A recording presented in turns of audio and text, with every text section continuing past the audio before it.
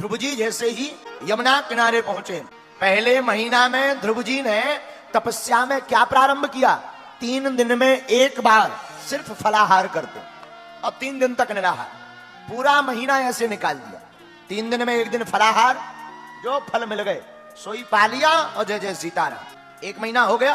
अब 1 महीना जब पूर्ण हो गया, दूसरा महीना लगा तो थोड़ा कठोर कर दी साधना। जरा सुनना, दूसरे महीने में 6 दिन में एक बार। बोले क्या? बोले अब फल नहीं खा रहे ना, थोड़ा कठोर साधना कर दी। बोले क्या? 6 दिन में एक बार सूखे पत्ते खाते हैं, बिल्व पत्र, गिरे हुए वृक्षों के सूखे पत्ते लेते हैं और पाते हैं, बड़े प्यार पूर्वक पाते हैं। दूसरा महीना ऐसे ही गुजार दिया, ना ना ना कोई चिंता नहीं, लेकिन इकट्ठी साधना नहीं, थोड़ा रुक रुक कर। 2 महीने बीत गए, अब तीसरा महीना लगा तो थोड़ा और कठोर हो गए। तीसरे महीने में क्या किया, अब 9 दिन में एक बार केवल यमुना जी का जल पीते और 9 दिन तक निराहार। एक बार लिया यमुना जी का जल पिया, हे ठाकुर हे गोविंद, और बस भगवान को प्रणाम किया और प्रणाम करके फिर साधना में, फिर अपनी माला लेकर के तपस्या। अब तीसरा महीना बीत गया, अब चौथा महीना लगा। अब चौथे महीने में ध्रुव जी 12 दिन में एक बार, बोले जल भी नहीं, बोले क्या, सिर्फ वायु, वायु यानी हवा। 12 दिन तक श्वास को रोक लेते, 12वें दिन श्वास को छोड़ते और एक बार पूरी श्वास लेते और फिर रोक लेते, 12 दिन तक रोके रहे। इतना कठोर कर लिया। 4 महीने गुजर गए, 5वें महीने में थोड़ा और कठोर किया। बोले क्या? 5वें महीने में ध्रुव जी जो 12 दिन में एक बार श्वास ले रहे थे ना, वो भी बंद कर दी। 5वें महीने में एक बार श्वास ली और रोक करके खड़े हो गए, दोबारा ली नहीं। और ऐसे 6 महीने में भगवान को प्रकट कर लिया ध्रुव जी ने। आप लोग कहते महाराज भगवान कितने दिन में मिलते? तुम जितने दिन में पूजा कर पाओ उतने दिन में मिलते। भगवान अनलिमिटेड टाइम है, कहो तो एक पल में प्रकट हो जाए, कहो तो लाखों साल लगवे तब भी प्रकट ना हो। भगवान का कोई टाइम नहीं है कि तुम्हें 100 साल तपस्या करनी है। भाव का टाइम है, जितना प्रबल भाव उतनी जल्दी परमात्मा, जितना कमजोर श्रद्धा, जितनी कमजोर श्रद्धा, जितना कमजोर आपका भाव, उतनी लॉन्ग टाइम बाद आपको भगवान लंबे समय बाद मिलेंगे। 5वें महीने में ध्रुव जी ने श्वास रोक ली, कोई श्वास नहीं ले रहे, और श्वास रोकी तो पूरे संसार में ऑक्सीजन की सिलेंडर की जरूरत पड़ने लगी। ऊपर जितने देवता थे सबका दिमाग खराब, कि जैसे अभी कोरोना में अपने यहाँ ऑक्सीजन की कमी पड़ी ना, वैसे ही देवताओं के यहाँ भी ऑक्सीजन की कमी। सब भागे भागे ब्रह्मा जी के पास गए, बोले सरकार ये ऑक्सीजन क्यों घट गई? ब्रह्मा जी बोले भगवान के पास चलो। भगवान के पास गए, सरकार क्या हुआ, ये ऑक्सीजन क्यों घट गई? हम लोगों को तो सिलेंडर की नौबत आ गई। ऐसा तो नहीं कहा, पर ये कहा महाराज प्राण निकल रहे, क्या कारण है? भगवान मुस्कुराकर बोले, अरे भैया देवताओं, हमारा एक प्यारा सा भक्त श्वास रोक के रह गया है। देवता बोले सरकार अगर कुछ पुण्य कम हो तो हमारे अकाउंट में से काट लो, लेकिन उन महापुरुष को दर्शन जल्दी दे दो। भगवान बोले क्यों? बोले अगर 1-2 महीना वो ऐसे ही टिका रहेगा तो 2-4 देवताओं की 13वीं करवा के मानेगा, इसलिए एक काम करो आप उनको जल्दी दर्शन दो। भगवान बोले अभी समय नहीं हुआ। देवता बोले हमारा ले लो समय, लेकिन उन भाई साहब को मत सताओ। भगवान बोले जब आप लोग कह रहे हो तो हमें जाना तो पड़ेगा। देवता बोले जाना नहीं, जाओ, स्तुति करें, प्रार्थना करें, निवेदन करें, अर्चन करें, वंदन करें, लेकिन कृपा करो जल्दी जाओ। भगवान बोले ऐसा हो क्या क्या? अरे बोले हो क्या क्या, यहाँ ऑक्सीजन बिल्कुल डाउन आ रही, 35 पे जा रही, पल्स रेट घट रहा है। भगवान बोले ठीक ठीक ठीक ठीक, चिंता मत करो। भगवान विष्णु ने 7 ताबना दी, डांडस बंधाया, ठीक ठीक ठीक, अब मौन हो जाओ, हम अभी जाते। भागे भागे भगवान अपने वाहन पर आरूढ़ होकर के ध्रुव जी के सामने गए।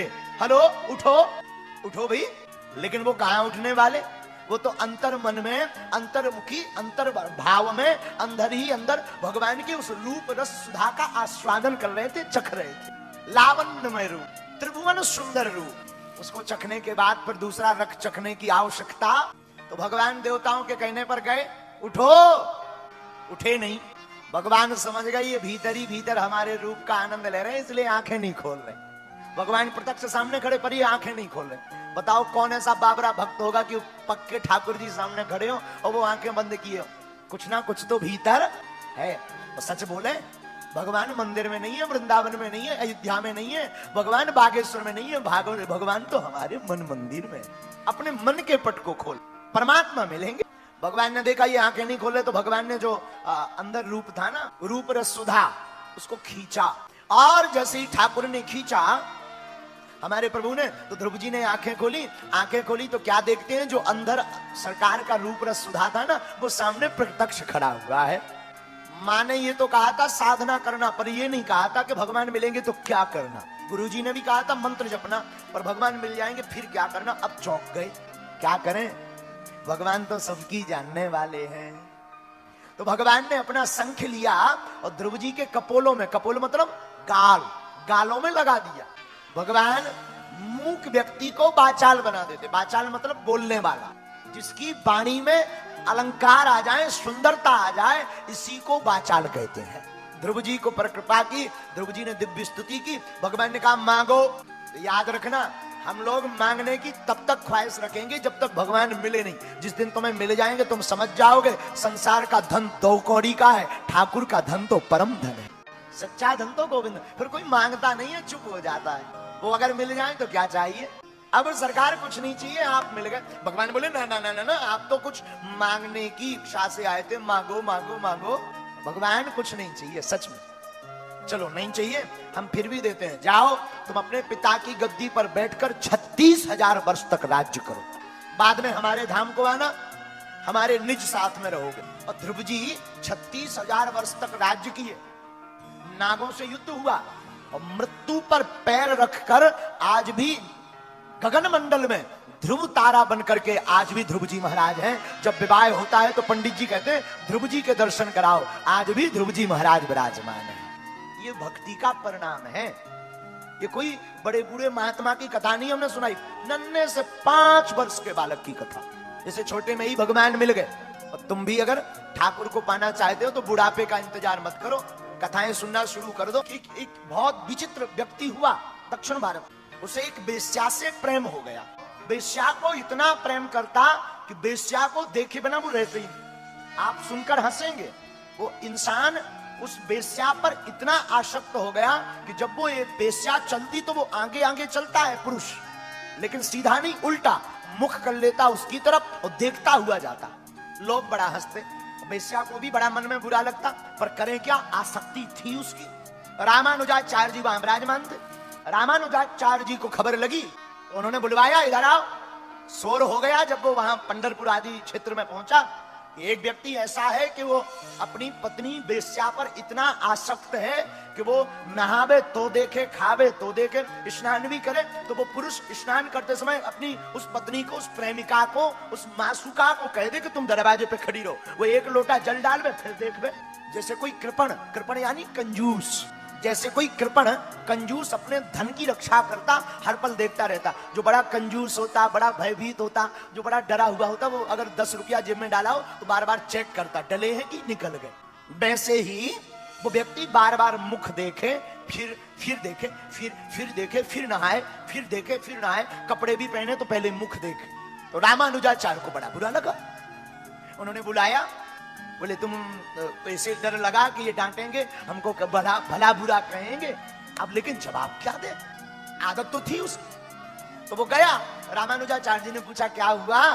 बोले सरकार हमारी धृष्टता को क्षमा करना, पर हमारी आदत है, अगर आप कृपा कर दो कि ये आदत छूट जाए। मैं भी बहुत पछताता हूं कि मैं सब समाज में अपनी पत्नी को देखा जा रहा हूं, लेकिन आप ऐसी कृपा करो कि ये मेरी आदत छूट जाए। तो पता है रामानुजाचार्य जी ने क्या कहा, शाम को आना। शाम को आया, पत्नी को साथ लाया, पत्नी से कहा रामानुजाचार्य जी ने इसको बाहर खड़ा करो। महाराज मैं रह नहीं पाऊंगा। अरे तू कर तो। उसको बाहर खड़ा कर दिया, अंदर बुलाया, बोले देख तेरी आदत छुड़ाने का एक ही उपाय है, उससे और ज्यादा खूबसूरत तुझे मैं कुछ दिखाऊं। जहर को जहर काट सकता, लोहा को लोहा काटता है, उसी प्रकार तेरी ये जो रूप देखने की, ये जो सौंदर्य देखने की, ये जो तो तेरी आदत पड़ गई है, एक आपको लत लग गई, वो मैं मिटा दूंगा। उपाय है क्या, तू रुक तो। आरती हो रही थी भगवान की, और आरती के बाद रामानुजाचार्य जी ने कहा देख तू अकेला आएगा। अकेला उसको बढ़िया धोती पहनाया, मस्तक पर तिलक लगाया, कपाट बंद किए, और बंद करके जैसे ही हाथ सिर पर रखा तो उसे विश्व संसार के सभी लोगों के सबसे सुंदर नंद नंदन यशोदानंद ठाकुर के दर्शन हो गए। 1-1.5 घंटे तक तो उसे होश ही नहीं रहा, वो तो अपनी पत्नी को ही विश्व सुंदरी मानता था। उस वेश्या को ही विश्व सुंदरी मानता था। उसे जब हौस लगा, उसे जब ठिकाना लगा, जब मन में धक्का लगा कि ये तो नख भी नहीं है हमारे ठाकुर की सुंदरता में, पागल हो गया, बाबरा हो गया, चिल्ला पड़ा कि ये सुंदरता मुझे चाहिए, ये मेरी आंखों से अब बाहर ना जाए। रामानुजाचार्य जी ने कहा, देख भाई, तुझे अगर ये सुंदरता के दर्शन करते रहना है ना, तो तू अब छोड़। अरे बोलो, छोड़ा कि छूट गई।